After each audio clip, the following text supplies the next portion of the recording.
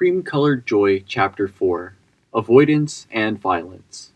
Monday brought dull skies. Gray clouds blanketed the town and threatened rain. Daisy looked anxiously outside as she got ready for school. She hadn't figured out how she'd approach Paulo, if she even was, and if it stormed again, like it had Friday night. Daisy shivered. It was almost too much for her to bear. The bow Paulo returned to her was in her fur. She finished getting ready, ate breakfast, and headed out the door. At the very least, she would see her other friends. Up ahead, she saw Mike and the others meeting up to walk to school. They saw her and waved. "Hey, Daisy," Sue said. "Hi, everyone," Daisy replied in a tone less cheerful than the others were expecting. "What's wrong?" Amaya asked. Nothing's wrong, just..." Daisy looked up.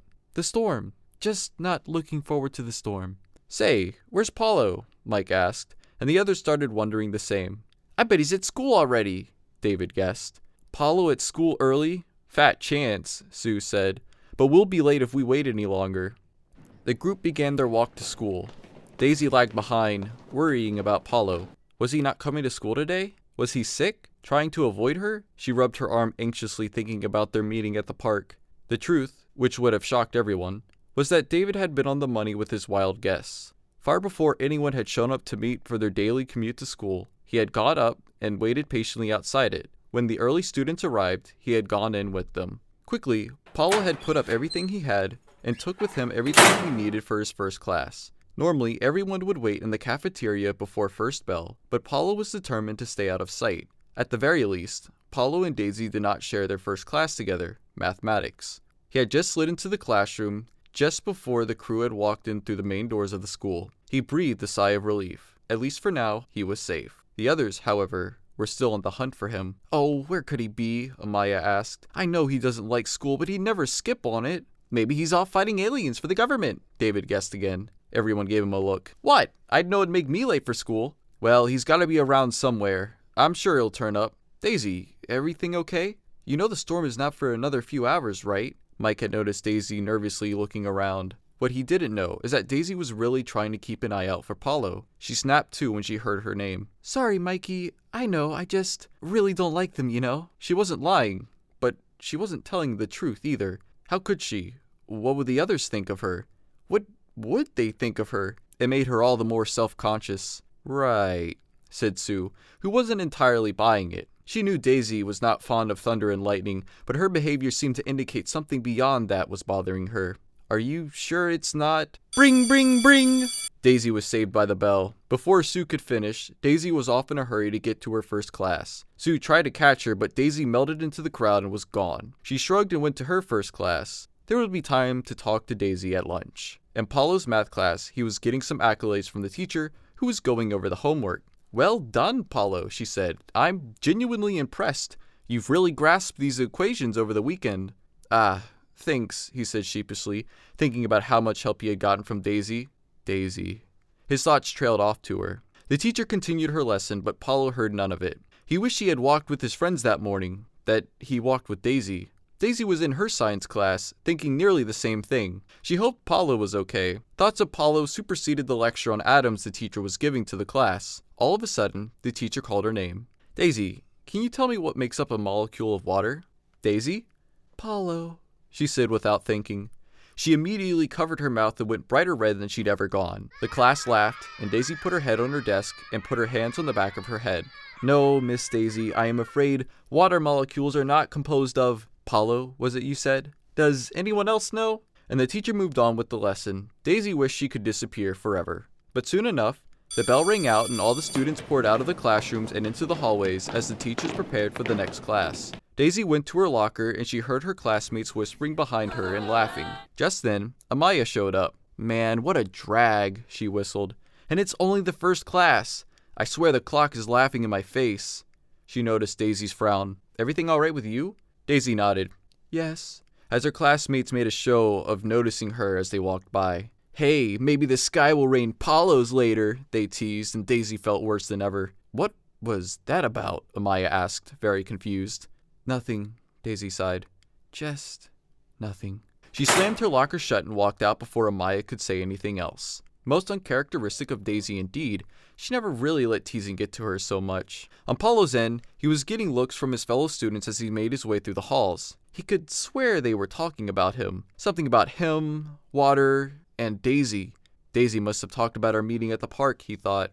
They probably hate me now. This line of thought made it all too easy for him to double down on his mission to stay out of everyone's way today. He figured he could keep ducking his friends in the hall easily, if they even were his friends anymore. And for lunch, he could eat outside. By the trash cans, nobody'd see him there. With newfound determination, Paulo headed off to his next class. The rest of the day was business as usual. Students bored to tears, mindlessly writing down notes, and counting down the minutes to the end of the school day. At least class would break for lunch soon, and it gave something for everyone to look forward to.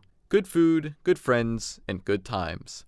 However, in that time, the story of Daisy's answer had made its way through the student body like wildfire. Some embellishments had been made, like Daisy had moaned Paulo's name, but the story remained mostly consistent. Eventually, it made its way to the ears of one brown cat, who became flushed with anger. More than ever, he was determined that he would teach that orange sleazeball a lesson. Once the lunch bell rang, all the students sighed with relief. They quickly piled into the lunchroom, some with bagged lunches, and others getting in the school's cafeteria line. It was pizza day, everyone's favorite. Paulo mindfully navigated the mass of students and went outside. He had brought his own lunch today, a tuna sandwich and an apple. Despite how nerve-wracking the situation was, he was looking forward to eating it. He was in the clear, and nobody had seen him. Nobody, that is, but Abby. The brown cat balled up his fists and stomped after Paulo. Meanwhile, Mike, Sue, Amaya, David, and Daisy found themselves at a table and talked about the day so far, and after-school plans. Mike was going to play the new game he got. David was going to go skateboarding, and Amaya had work. Sue said nothing. She only sat, looking at Daisy. Daisy timidly ate her lunch, trying not to pay anyone any mind. So, Sue broke her silence. Water is made up of Paulo. The others stopped talking and looked at Sue. Daisy stopped eating and looked mortified. Wait, is it not? David was earnestly confused. I heard some smart kids saying it, so I thought it must be true. Why would they say that? Mike asked, bewildered. Well, they said that Daisy said it, and Daisy's the smartest person I know. David beamed, wagging his tail. Care to explain? Sue asked. Daisy didn't look up. She said nothing as well. Outside, Abby had kicked open the doors, looking for where Paulo had gone to. He rounded the corner and found him, sitting next to the trash cans. He smirked. I see you're sitting right where you belong, he chided. Paulo looked up from his sandwich. I came out here to avoid trouble, he said quietly. It's a shame you are trouble, and that's all you'll ever be. He grabbed Paulo by the neck and slammed him into the trash can. I don't know what you did to Daisy, he growled. But I figured I'd give you a little reminder not to mess with her. Daisy? Is she all right? Paulo managed to gasp out. He never wanted to hurt her, and then he thought about how he had left her in the park, how she was calling for him, and he ignored her. The feeling, it was worse than what Abby was doing to him. What do you care? Abby asked. Just then, inside, a dog longingly staring out the window, thinking about what they'd do when school was out, heard the scuffle outside. They peeked out the doors and saw Abby holding Paulo by the neck at the trash can.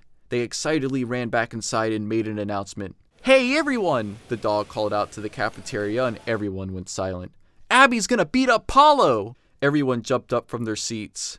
Oh no, Mike shook his head. Really didn't expect to find him like this. Sue, who had turned her attention away from Daisy to look at the dog, turned back only to find Daisy was gone. Daisy? Daisy, where are you? But just as quick as everyone else had been, she was outside. A crowd had gathered around Paulo and Abby, and some were chanting, Fight! Fight! To egg them on. Paulo tried to reason with Abby. I'm not going to fight you, Abby. Good! That'll make this easier. Abby tossed Paulo onto the ground, and the crowd cheered. In the back, the gang were trying to get through to intervene. Where are the teachers when you need them? Groaned Amaya. Abby gave Paulo a swift kick to the stomach. Paulo felt his insides go funny, and he thought he might hurl. Abby kicked him again, over and over. The audience only got more excited. Fight back, they said, but Paulo couldn't even if he tried. He was in a great deal of pain. Abby lifted one of the metal cans above his head. Time to go where you belong, he sneered, ready to dump the can on him. As he started to turn it upside down to cover Paulo in garbage, he stopped. The crowd did too. When they saw what Abby did, everyone went dead silent. With the mob now under control, Mike and the others were able to get into the front.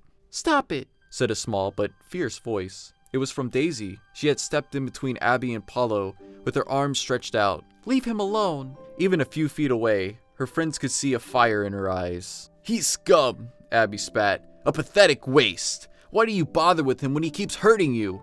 He is not any of those things, she fired back. And he's far sweeter than he lets on. Daisy looked down at Paulo. And far sweeter than even he knows.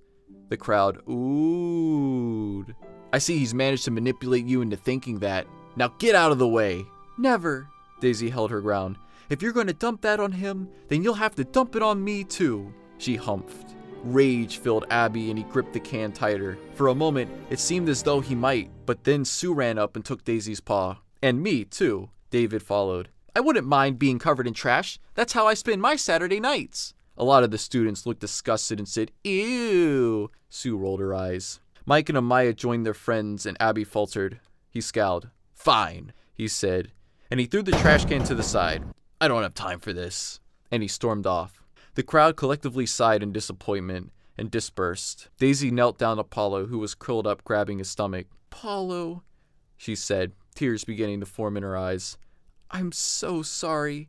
She gently went to hug him, but Paulo gasped in pain and Daisy recoiled. Sue knelt down. She finally understood. We need to get him to the nurse, she told her. Daisy nodded. Let us help, Mike said, and he and David helped Paulo to his feet. Paulo winced and groaned, and all Daisy could do is look on in shock. Abby had done considerable damage to him. The group slowly helped the injured Paulo to the nurse's office. The cafeteria was empty now, as the bell for last class had rang. Once there, the nurse helped Paulo into the medical bed, and Daisy sat next to him quietly. What happened? The nurse asked. He got beat up, kicked several times in the stomach, Sue said. Oh my, the nurse said. We'll need to write a report about this in a bit. For now, he needs to rest. The others nodded, but Daisy only stared at him. Can I stay with him? She asked quietly. The nurse frowned. I'm really sorry, dear, but you must get to class. You're all late as it is. She saw Daisy's tearful expression. But, she followed up quickly, you are more than welcome to see him after class. Daisy nodded slightly and got up. Her and the others left the room and went to their separate classes. Once they explained their tardiness to the teachers, they understood and removed their tardiness marks. Time dragged for Daisy. She felt terrible that she wasn't by Paulo's side. This was all her fault. When the bell rang for school to let out, Daisy bolted out the door. When she reached the nurse's office, she was upset to find Paulo wasn't there. The nurse told her how Paulo's father had come to take him home. Daisy nodded sadly and left. On the walk home, her head swam. She had tons of homework, but she didn't care. She had to see Paulo. She had to know he was okay. That he wasn't... Daisy shivered. No, he was okay. She was sure of it. All the same... Daisy found herself at Paulo's front door. She knocked and waited anxiously for an answer.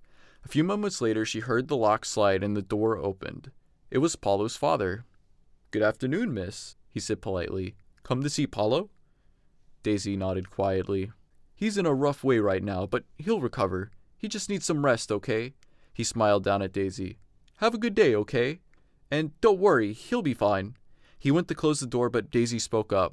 Please, sir, I need to see him, she said shakily. The door stopped closing and Paulo's father sighed. He really needs his... But the look on Daisy's face told him everything. All right, he said, opening the door back up and stepping aside.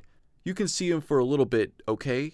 Just a little. Thank you, sir, Daisy said, trying to keep her cool. She went to Paulo's bedroom and gently opened the door. Paulo? She whispered. Paulo looked up weakly from his bed. Daisy had to force herself not to run over and squeeze him tight. She slowly made her way over to him and crawled into bed next to him. Now that they had a moment of peace to themselves, Daisy was able to take in the full scope of Paulo's injuries. He was cut, and in some places, bleeding. His fur was dirty and matted. His breathing was heavy. His nose was bent. Daisy could see the mark around Paulo's neck from where Abby had held him. She couldn't hold back any longer. Tears started freely pouring out. Oh, Paulo, she sobbed. This is all my fault. She covered her face and cried into her paws. She felt a shaky paw take hers and give it a gentle squeeze. Daisy wiped her eyes with her free paw and looked at Paulo's weak smile. Not your fault. No, it is. I should have known Abby would do something. He saw me on the way home after the park. I tried to get him to leave me alone and... A fresh wave of tears overcame Daisy. Paulo moved his other paw to Daisy's head and pet her, just as he'd done Friday night. Daisy whimpered and scooted closer to Paulo, eventually calming down. Paulo, I don't know why you ran from me the other day, but I'm sorry if I made you uncomfortable. I was afraid. Afraid of what? Of how I felt. About me? Paulo nodded. How do you feel about me? Daisy questioned. I don't know, but when I'm around you, I just get so embarrassed of myself, and Paulo took a moment to breathe. I want to be close to you. He shook his head. And I know that's weird. Daisy was shocked. She had no idea, and what was more shocking was she felt the same way. They had known each other for a long time, but Friday night, it just felt like the atmosphere between the two had changed. I think I feel the same way about you, Daisy said finally. The two lay in silence, thinking about what it all meant. Paulo's father knocked on the door. All right, Paulo, visiting hours are over. Daisy rolled off the bed. See you around, she said to Paulo, and she left. Paulo smiled at her as she left, but wanted her to stay longer. He texted her, let me know when you get home. A minute later, he got his reply. Okay. Paulo rolled over in bed with great difficulty. He hoped she was safe. After about 10 minutes, he got his wish. I'm home, Paulo smiled. Good. Got lots of homework to catch up on. TTYL. Okay, gonna go to sleep now. Good night. Paulo put his phone on the charger and looked up at the ceiling. He had been through so much, but seeing Daisy again made him feel better. He thought back to how she defended him, how she didn't want to leave his side. It was more than Paulo deserved. He'd soon drifted off to sleep. After her meeting with Paulo, Daisy felt much better. She was able to focus on her homework, and after she had gone through it all, she put it away and crawled into bed. She was proud of herself for standing up for Paulo, and she was able to rest well knowing that he was okay. Daisy turned off her bedside lamp and went to sleep. A few miles away, Abby paced in his bedroom, seething with anger. How could Daisy not see through Paulo, not see his true colors? He looked out at the starry sky. Surely, there was something he could do, something that could make Daisy see reason. He shut his curtains and got into bed himself, going to sleep, with thoughts and ideas on how to save Daisy from the snake in the grass.